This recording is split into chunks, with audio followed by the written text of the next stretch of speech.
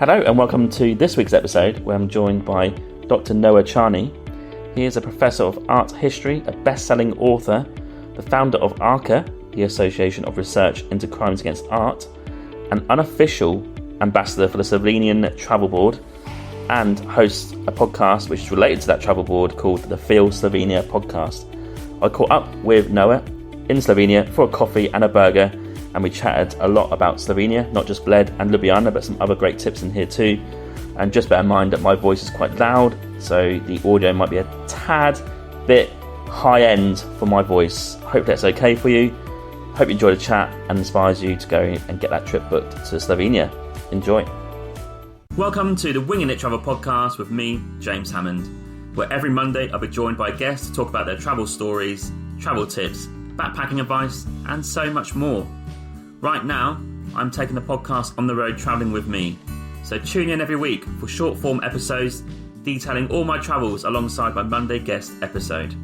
Are you a backpacker, traveller, gap year student, or simply someone who loves to travel? Then this is the podcast for you. This is a casual, informative podcast designed for you to inspire you to travel. There'll be stories to tell, tips to share, and experiences to inspire. Welcome to the show. Let's get into the episode. Welcome, Dr. Noah Charney, to the show. How are you doing? And where are we in Slovenia right now? I'm doing great. I'm really excited to speak to you. And we're at a really random little cafe in the outskirts of Ljubljana that happens to have really crazy good American-style burgers with crazy toppings. And so that's one of the reasons I thought to bring you here. It's like a little island of Americana in Slovenia. Yeah, real random location. I mean, it's about 9 minutes from the main train station to the train station next door. Very easy to get to. Let's talk about Slovenia first of all. Why are you here? So there comes a time in a man's life when the biological clock is ticking and I decided I wanted to get married. I actually first decided I wanted to either buy a house or get a dog or get married. Mm-hmm. Whichever came first was fine with me. Yeah. And I wound up finding the future Mrs. Charney in Slovenia. But before that, I was basically auditioning European cities with an eye out for potential life partners. Right. I had been a student for a long time. I was living away from home since I was 16 because I went to a boarding school. And like a psychologist would say, I was looking for stability in some form or another. But I also, since I was 16, I've wanted to live in Europe. I studied on an abroad program through my boarding school in Paris, and I just loved it. I thought this was great. I felt more comfortable in Europe than in the US. And I was totally flexible as to where I might want to end up. Mm-hmm. And so it was just a question of where the future wife was from. And as long as I didn't marry an American, I was going to be fine. So I wound up meeting my wife while I was auditioning Slovenia as a place to live. And we lived in various places since then. But when we decided to have kids, we chose to move back here. And I did a sort of a relatively objective study of quality of life versus cost of living in Europe. And to me, Slovenia was by far the best choice.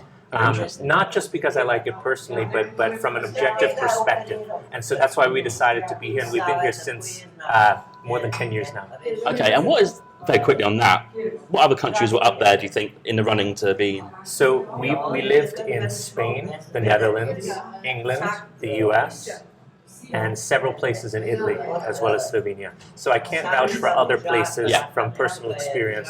But one of the things we looked at is how well you live based on a modest income. Because you can live well anywhere if you're very wealthy. So that's not really an interesting question. The question is if you have a normal person income, where do you feel like things are covered? And Slovenia has the benefit of having the best holdovers from the socialist system. Mm-hmm. It's got some elements of the socialist system that aren't ideal. No place is utopian. But things from, especially an American perspective, you cannot believe that healthcare is basically free and of very high quality, that schooling is basically free and of very high quality. The government really takes care of its citizens in a way that you don't feel is the case in the US. Mm-hmm. So I'm delighted to pay taxes.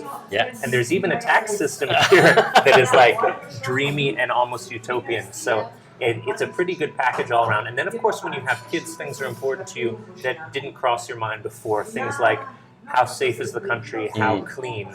Yeah. And it's one of the safest countries in the world and one of the greenest. So it covers a lot of those bases. I think my thoughts of Slovenia was like a little idyllic outpost in the middle of Europe, going towards the east, but like not much information about it from my personal perspective. I'm like, I know Ljubljana and stuff. I know Luka Doncic, the basketball player.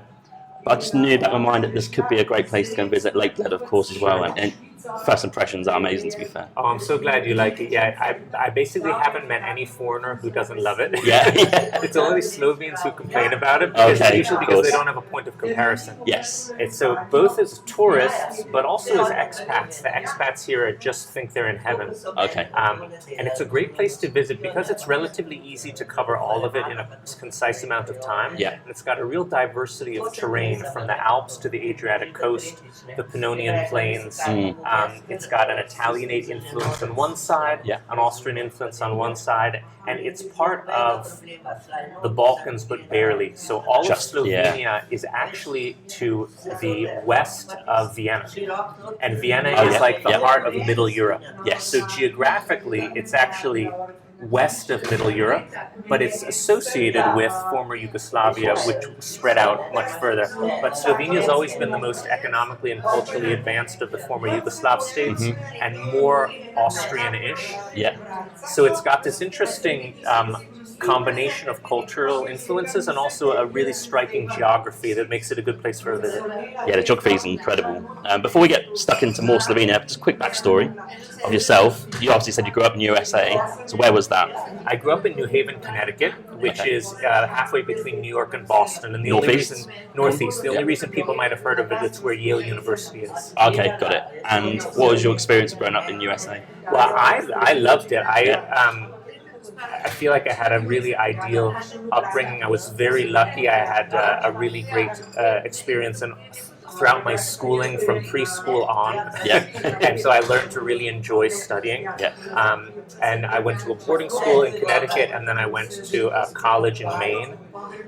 What it was for me is I like America just fine, but I always, for some reason, felt really at home in Europe. And I spent a lot of time in France, because my mother taught French, and would accompany students on an abroad program to France, and my father and I would tag along. Yeah. And then later on I was studying Italian art history, spent a lot of time in Italy, and it just felt extra great everywhere I was in Europe. And it was literally everywhere. There isn't a place I visited in Europe that I didn't feel like, I could live here. So for whatever reason, that seemed to me like it was a good destination. It's weird how you could just know it feels like home, isn't it? I wonder, because I think about this question a lot, what do I feel as home? I think the only place I've really felt home is Australia. That's interesting. So did you have a connection with Australia? No connection whatsoever. Maybe just the first impressions, lived there for a year, just felt right. New Zealand, pretty close second. But the only problem is they're so far away. That's the thing, yeah. For me, that might have been trickier. Maybe it was easier for me because from high school on, I was living away from home already. Of course, yeah. I basically don't know that many people back where I grew up in the U.S. now. And my parents, my parents we have a family house in Italy, and my parents are there most of the time. Yeah. So I still see them quite regularly. And maybe it would have been different if I had like a whole nucleus back home. Yeah. But that's maybe a benefit of leaving home at a relatively early age, is you feel like the world is your potential landing spot. You don't feel like that gravitational pull back to a single location. Yeah, and I'm sure there's plenty of Americans who don't have that. They just stay at home one place, and which is fine if they like it. Very, very quickly, you've got an extensive resume when I was doing my research. You've got Masters in Art History, Crimes Against Art. You've got a PhD as well. You also went to Cambridge University, which is pretty cool. And your PhD was here in Slovenia at Ljubljana University. So is that where, during your PhD years, where your love for Slovenia sort of developed, would you say? Yeah, exactly. Yeah, it started very specifically in the fall of 2006. Yeah. So I loved Cambridge. But I started to feel a little bit antsy. It was very small. And, very small place, I was wanting to travel and explore more. And so I spent a lot of time in Rome. Yeah. and then auditioning other places that I might like to live while doing research for the PhD. But a couple things happened simultaneously in the fall of 2006. One is my first book sold, and I got very lucky. It sold for enough that I was able to live as a writer. Oh wow, that's great. And I basically had my PhD supervisor in Cambridge wasn't so crazy about my first year submission, and so I basically have to start from scratch and approach from a different angle. Oh, okay. And I thought, okay, do I want to do this? And if I did that, I probably wouldn't have been able to go on a book tour and support what appeared to be my career as a writer. Yeah. And at the same time, I was living in Ljubljana for 3 months, thinking to write a novel that would take place there. Yeah. But while I was there, I met with the director of the Architecture Museum because I was interested in this architect, Jože Plečnik. Okay. Plečnik is probably the only A1 level artist that Slovenia has produced. He was a modernist architect, but really unique. Architectural historians love him. Okay. Most people haven't heard of him because his work is in Vienna, Prague, and Slovenia. Okay. And he was never part of a big movement, but he was doing his own thing. Mm-hmm. So he's like an auteur, and you have to be a big fan. But if you go to Ljubljana, you see some buildings or spaces in the city, and they look interesting. Mm-hmm. He's probably the one who designed it because he has a real imprint on the city. It's his city, really. Yeah. And I was meeting with the director of the museum, and I was expressing interest in Plečnik, and he said, maybe you have a colleague at Cambridge who would be interested in taking on this PhD project. And he pulls out this big folder with photocopies of every archival document someone would need, and he clumps it on the table. And I just met my future wife. Yeah. I just sold my first book. Yeah. And so it took about 2 weeks to decide, and then I transferred from Cambridge to the University of Ljubljana, shifted subject matter, so my PhD is actually in the history of architecture. Mm-hmm. Okay. Moved in with a wife, and became a writer full-time. Wow. And I wound up finishing the PhD there, but that was almost an afterthought because it was just, it seemed like an easy thing to do. Yeah. And so that's how I began my Slovenia career. And you've written a serious amount of books, haven't you? Across different types of genres as well, haven't you? I saw a post on your Instagram the other day about your cooking books that you actually look at them. It's like, I wouldn't say officially, unofficial, like, one of my favourites. Like, you've written an extensive different types of books. There's more than 20 now. Yeah. The main thing I'm known for is the study of art crime, so art theft and forgery, but I also teach art history, so I'm usually writing about one of the two. But what for me has been fun is and refreshing is branching out a bit. So one thing is writing about food and travel is really fun and was new for me. And the other is writing about Slovenia. Yeah. And this is really very new. But I started writing some magazine pieces. For a while, I was the Guardian travel person for Slovenia. Oh, nice. And I wrote about them in the Washington Post and National Geographic and here and there. And then I started seeing that I had enough material, and the work I was producing was interesting, not just for foreigners, but for Slovenes too. And that's what I thought was cool. Yeah. So one of the things that's interesting is Slovenes are fascinated if a foreigner likes it here. Okay. They think this is great. Did they think why? Or? I think that there's a general impression from decades ago that you go elsewhere for a good life. Not that that's probably a holdover of Yugoslav times. Yeah. And especially like America is the dreamland. Of course, in reality, it's not. But that was the idea. Yeah. There's actually a slang term, "To je Amerika." That's America, meaning that's super great. Right. Okay. That's a clear sign they haven't lived there. Yeah. So people are delighted. So also when foreigners come and say they like it here, or when a Slovene does well abroad, those are the signs of success. Yeah. There are also a lot of local habits, trends, things that I notice because they're new for me, that for Slovenes are so quotidian that they're just used to it. They see it every day, so why would they bother asking? Yeah. And I'm always wanting to not just observe, but research a little bit and ask why we do these traditions. Why do they wear slippers in the house and not shoes? Why does everyone greet people on their birthday the exact same formal way using the exact same words? These sort of things, and they don't even think twice about it. No. So one of the things that's delighted me is my writing about Slovenia from a perspective of a foreigner who's totally in love with the country, so I never write anything negative because I don't think anything negative. Yeah.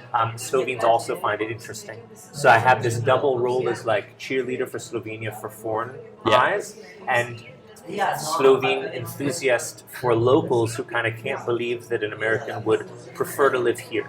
Yeah, it's very interesting. Are those books written in Slovenian and English? There's a bunch of them. The one that I'm best known for here is called Slovenology.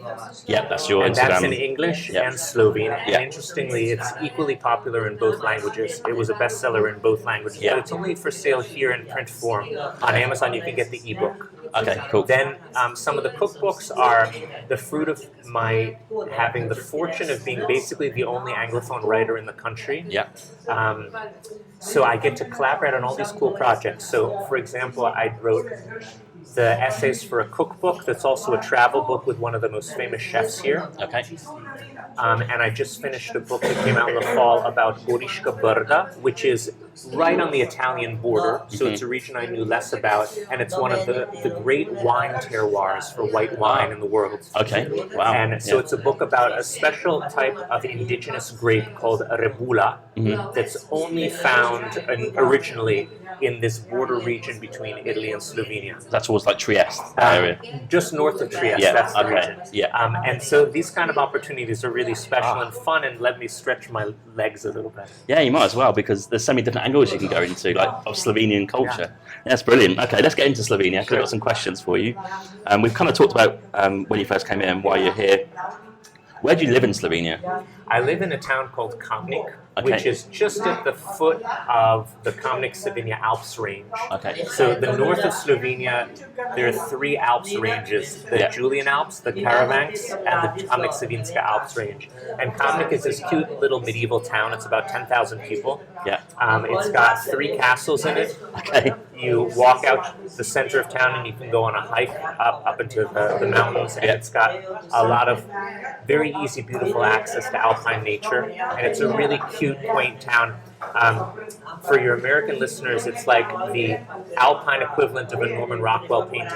It's like super gee-whiz cutie. Yeah. Everybody's friendly, everybody knows everybody in a really charming way. Okay. So it's been a great place to live and a great place to raise kids. Brilliant. Okay. And in your opinion, someone visiting for the first time to Slovenia, maybe 5 things they've got to check out. Okay. So I'm glad you asked this, because there are 2 things that everybody's heard of, but those are usually the only 2 things. Everybody goes to Ljubljana and to Lake Bled. Yep. Lake Bled is one of the most beautiful places on the planet. Yeah. It's so beautiful, it's almost twee. That's a word you'll know, but your maybe foreign guests won't, because I learned this when I was in the UK. Twee is like so cute that it's almost too cute. Like it looks. Do you know, I don't know that term. That's not okay. Yeah. This is something that I learned from some friends from Farnborough, England. Used to say it all the time. Maybe it's a Farnborough thing. Yeah. So I was just signed up to work with Bled Tourism. Okay.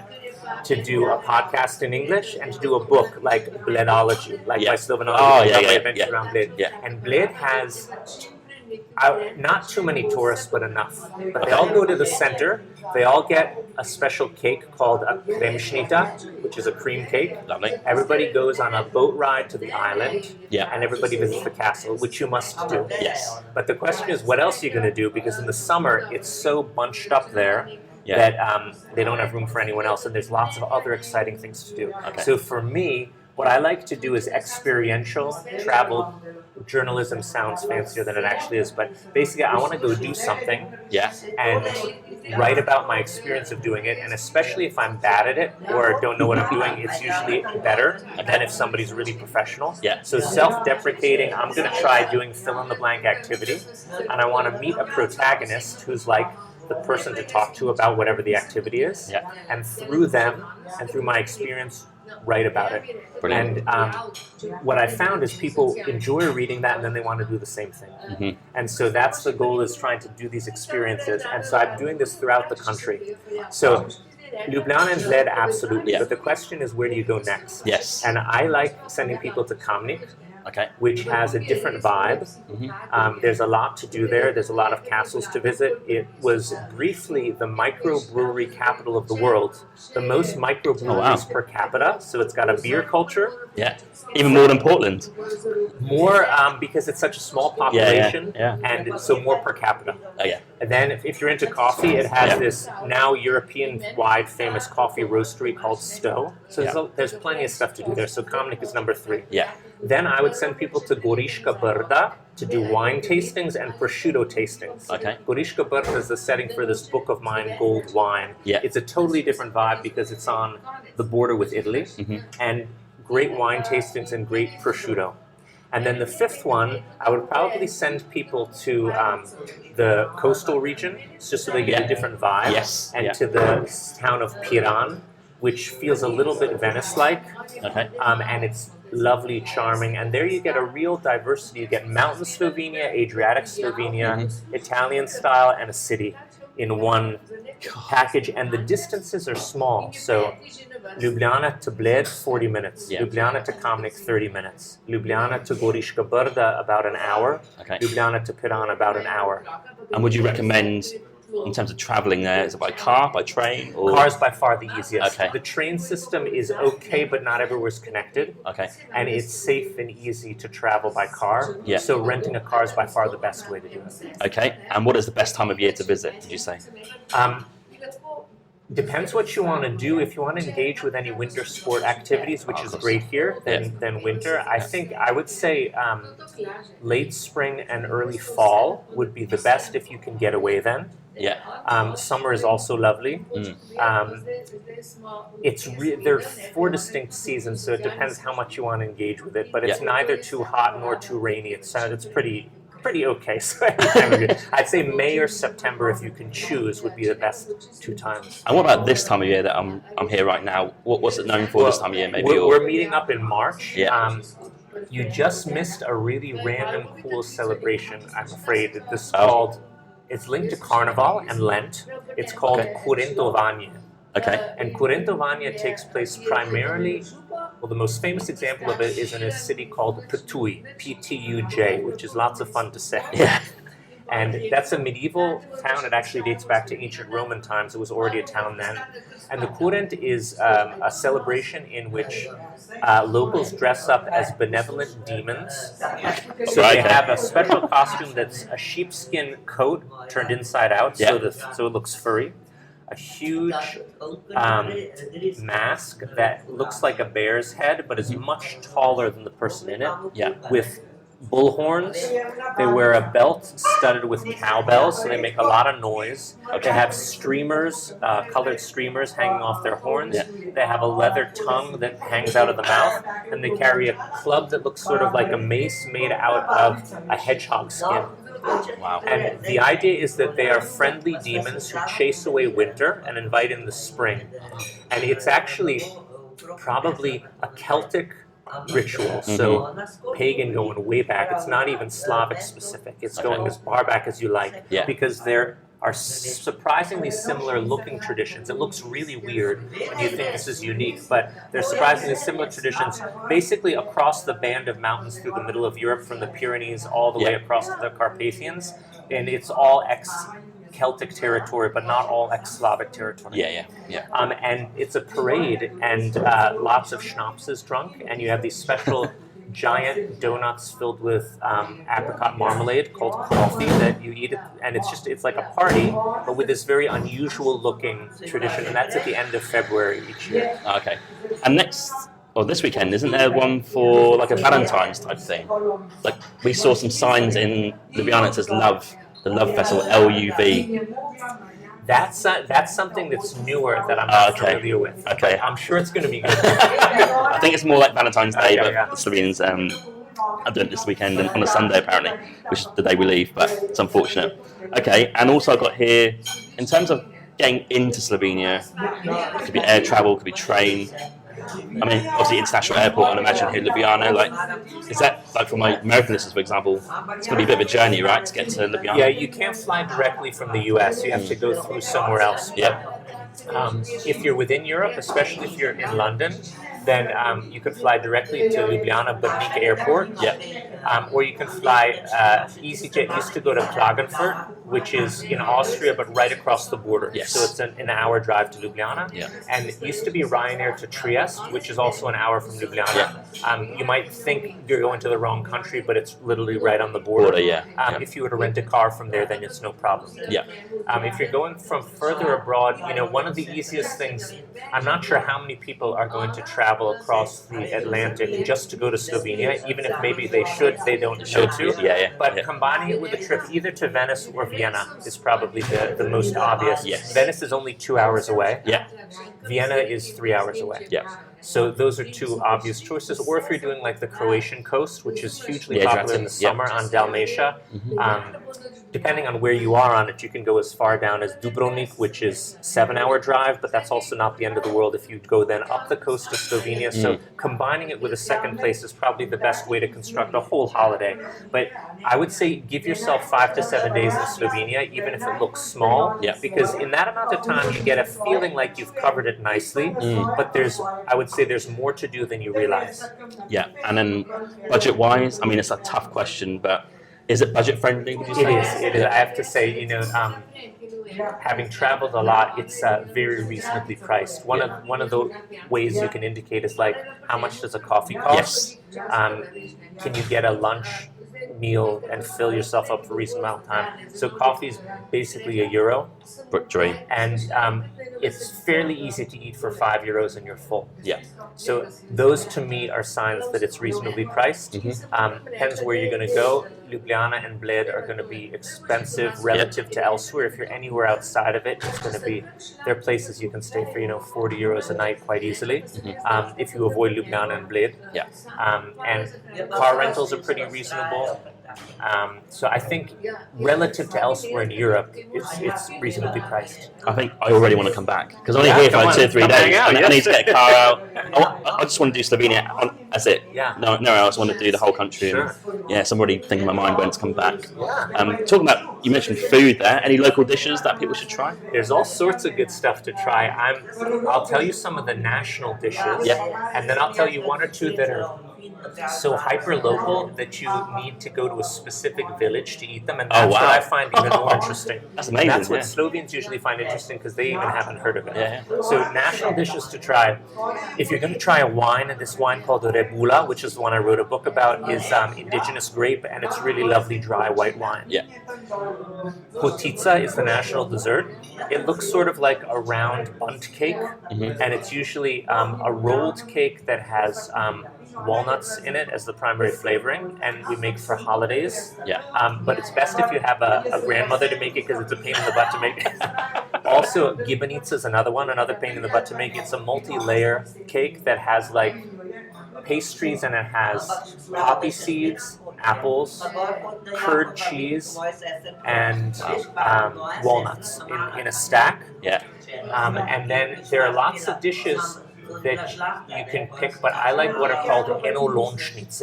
It basically means a meal in a bowl, and we would call them a variety of stews.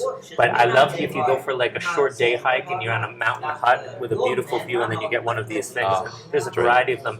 Goulash is not Slovene specific, but you will have heard of goulash before. That's mostly Hungarian.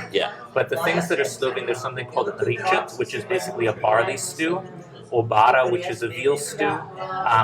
Jota, which is a sauerkraut and bean-based stew.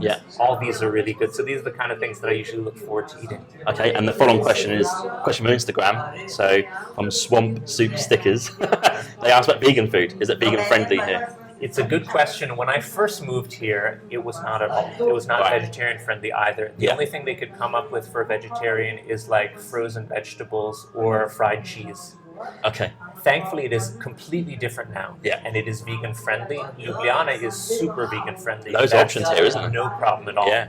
Go outside of Ljubljana, it may be a step trickier, but Ljubljana is going to be easy to do. It's now easy to find. Vegetarian options are easier than vegan when you get outside the city. If you go to these mountain huts and whatnot, it may be trickier. But Ljubljana, absolutely. Then just to give you an example of a hyper-local dish, because to me this is charming. So near Bled, there's a village called Zasip. and you'd sneeze and walk right past it.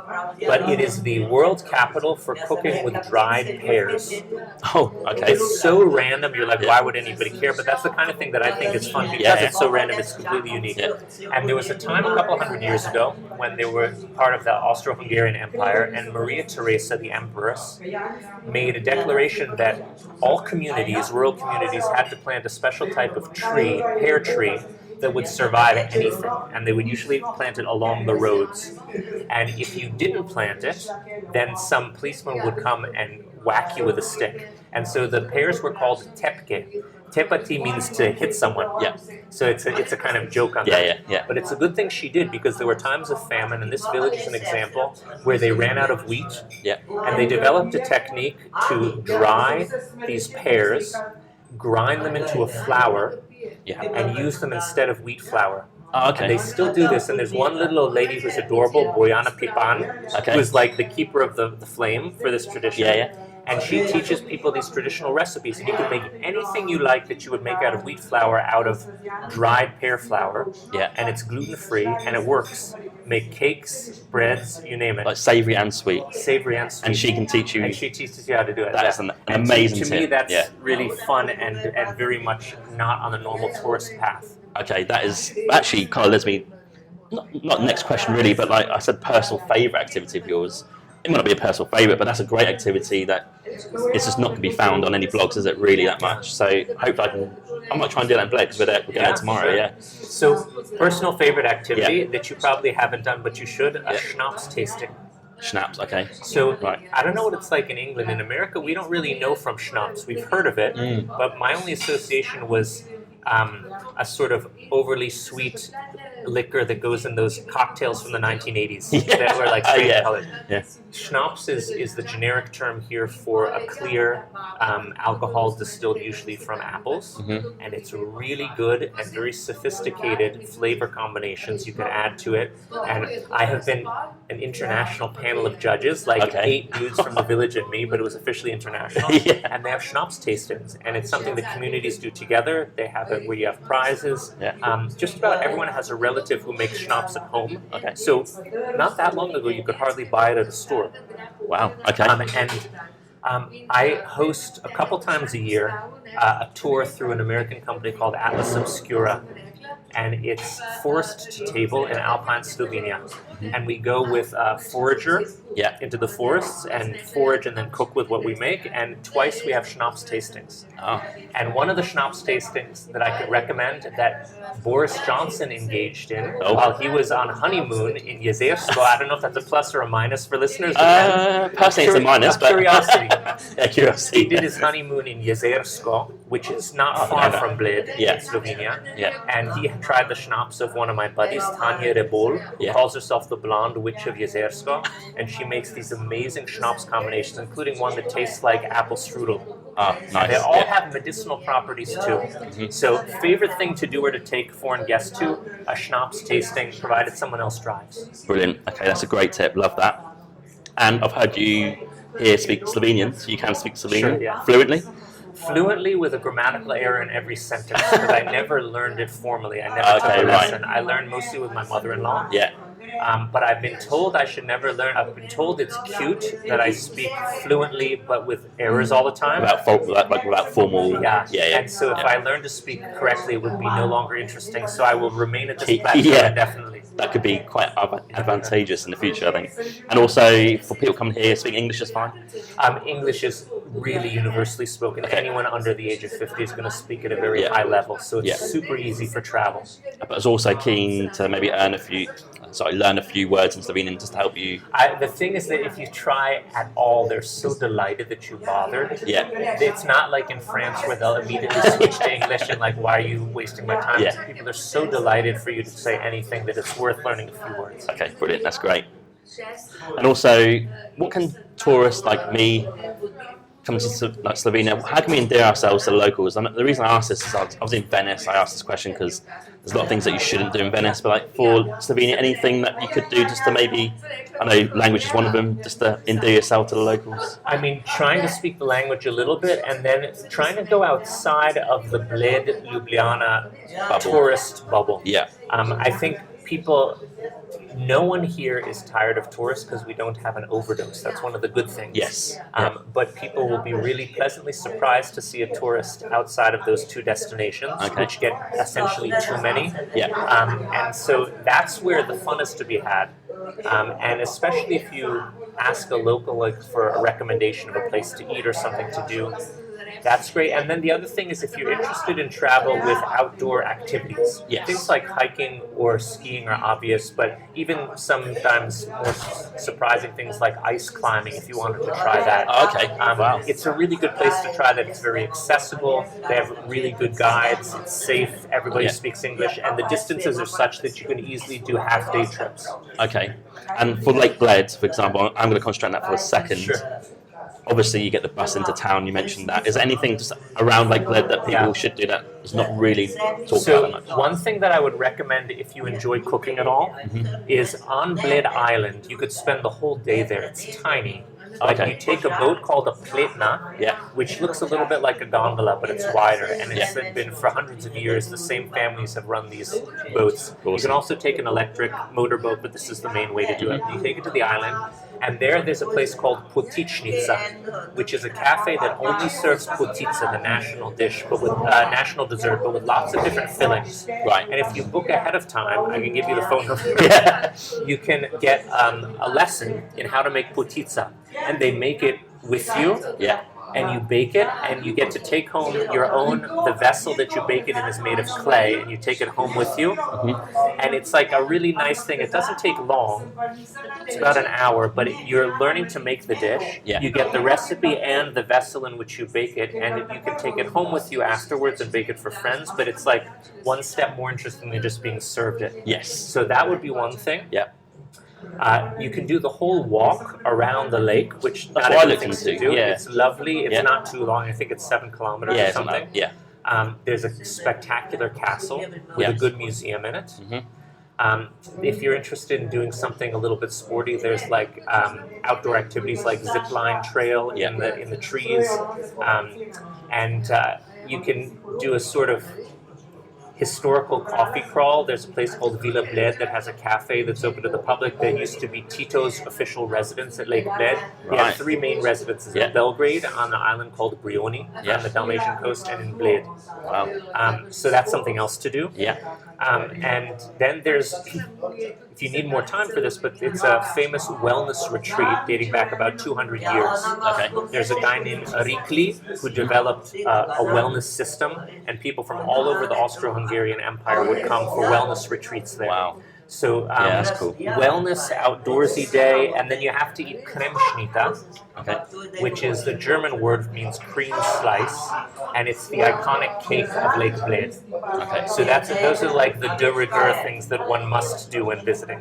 But that's already a full day or 2 days. That is, And of course, people are going to fly into or get into Ljubljana. Specifically, Ljubljana, is there stuff that people should definitely see?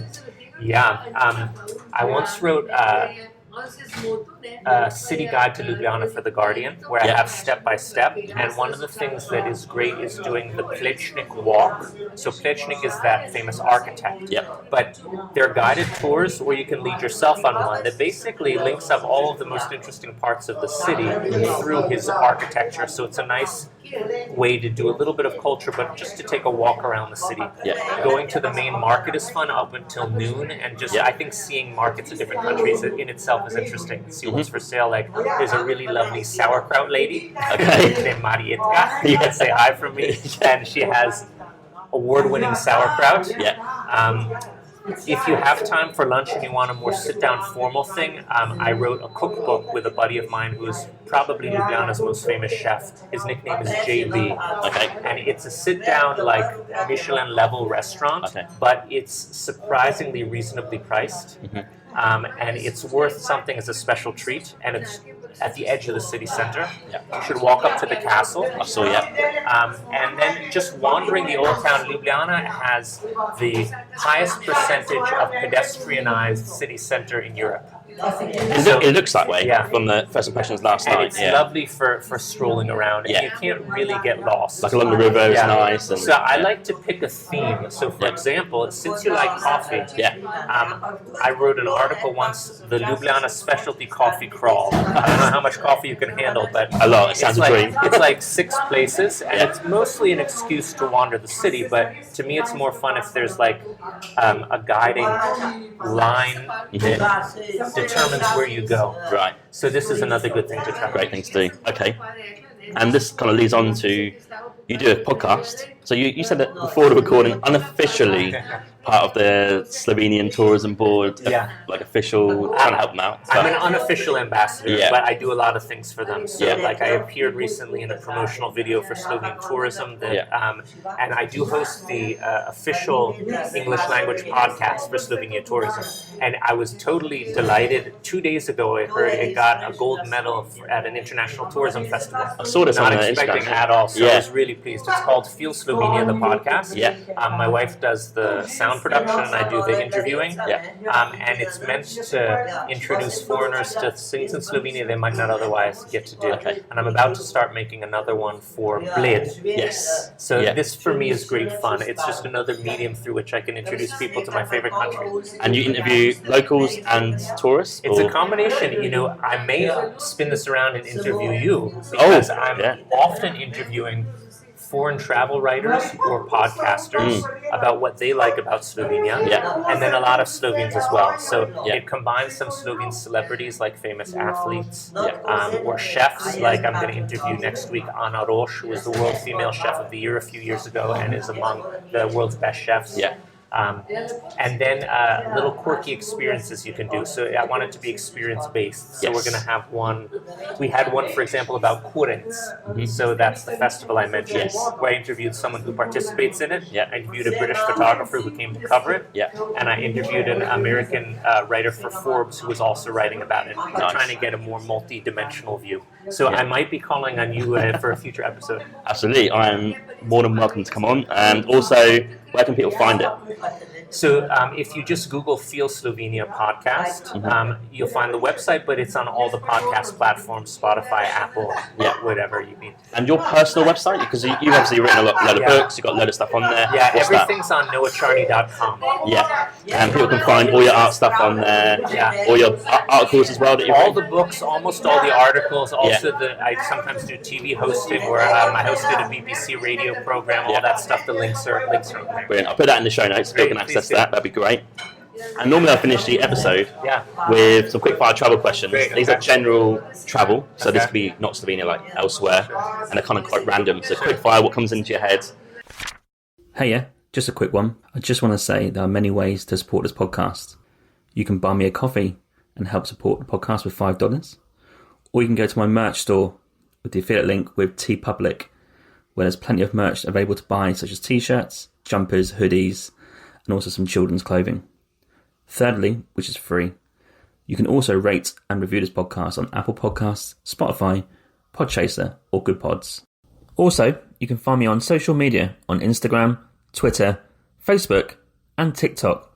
Simply just search for Winging It Travel Podcast, and you'll find me displaying all my social media content for travelling, podcast, and other stuff. Thank you. It's travel question time. I will start off with, how many countries have you travelled to? I've never counted, but I've only really been to Europe plus Costa Rica, so it's kind of lame. I think I've probably been to about 12, something like that. That's not too bad, that's okay. And one fact about Slovenia that people might find interesting? I think probably it's a surprise that it has been the greenest country in Europe, and it got an award from National Geographic. I'm not sure if that's a surprise, but that's something that is noteworthy if green travel is important to you and sustainable travel. It's got to be, right? Going in the future, it's got to be. Okay, 3 countries that you've not travelled to that you'd love to visit next. Oh man, I'm really curious to visit Istanbul. Haven't been there. Australia. And Japan. Okay. You got to save up for those. They are expensive trips. Istanbul might be okay, but they're too expensive. If you could sit anywhere in the world with a cup of coffee and watch the world go by, that's not Slovenia. Where would you pick? What city? Paris is really fun for that. You just park at a cafe all day and see what happens. Yeah, it's definitely up there. Okay, 3 cuisines internationally that are your favourites. Okay. Lebanese. Yeah. Italian. Yeah. And Korean. Okay. And a favourite walk or hike that you've participated in? So I love hiking up Velika Planina, which is another thing that would be on your to-do list if you're here a bit longer. Yep. It's this mountain pasture plateau that looks like out of Lord of the Rings, and has its own unique traditions linked to it. And people have been leading animals to pasture there since the Bronze Age. Okay. And I go every year for a couple of days and stay in a little hut with my family, and we do hikes. So that's probably my first. Okay. And 3 Slovenian figures that people should check out just to learn about the culture and the country. Luka Doncic is the most popular Slovenian and a great ambassador and just like a wonderful person. Yeah, he is. He's a nice guy, isn't he? Absolutely. Yeah. I think if you're interested in food, Ana Roš is the highest profile, but I'm quite partial to JB Janez Bratož, who's my chef buddy who wrote a cookbook with me. And then a third person, I think that getting interested in winter sports culture is interesting. So I was a huge fan of Tina Maze, who had a season that was the best season by any skier in history, male or female. And she was someone to really cheer for. So it's a good point of entry through athletes to get to know a new country. Okay, and maybe a favourite landmark in Slovenia that can be man-made or nature? I'm going to say the sluice gate to the Ljubljanica River, designed by Plečnik, my architect buddy. That's a little bit out of the center, but only sort of a 10-minute walk. Okay. And it's fascinating if you're into art history and architecture. Okay, and lastly, just a few sentences as why someone should come and visit Slovenia. I think Slovenia has always been called a hidden gem, no matter how many times it's been written about, but it's really true. It surprises people how wonderful it is. Most people have heard of it and heard general good things, but don't really have a specific idea in mind. So it regularly delights and surprises in a positive way. Yeah. Okay, Noah, thanks for coming onto the podcast. Thanks so much. It's been a great chat about Slovenia. It's a very niche episode, I think, for my podcast. So can't wait to get it out there. And I think people should be inspired to come visit the country, surely. I'm delighted. Thanks for having me. Cheers, dude. Thank you. Thank you for listening to my Winging It Travel podcast episode today. You can find me on Instagram at James Hammond Travel or Winging It Travel Podcast. You can search for both. I release weekly clips of this podcast episode, as well as photos from the last 8 to 10 years of my travels. You can also follow me on TikTok, Facebook and Pinterest by searching Winging It Travel Podcast. I do release daily content to do with travel and the podcast throughout the week. Also check out my website, jameshammond.org. There's content about myself, my travels, and there's also a newsletter sign up as well as a contact form. Finally, please rate and review the podcast on Podchaser. This is my platform of choice. Alternatively, you can rate this on Apple or wherever you get your podcasts from. This really helps the podcast gain a bit of traction for the future in terms of guests and content. And I'm glad to see that you guys are listening out there, reviewing it and enjoying the content so far. Stay safe, stay humble, keep listening, keep travelling, and I'll catch you soon. Cheers, James.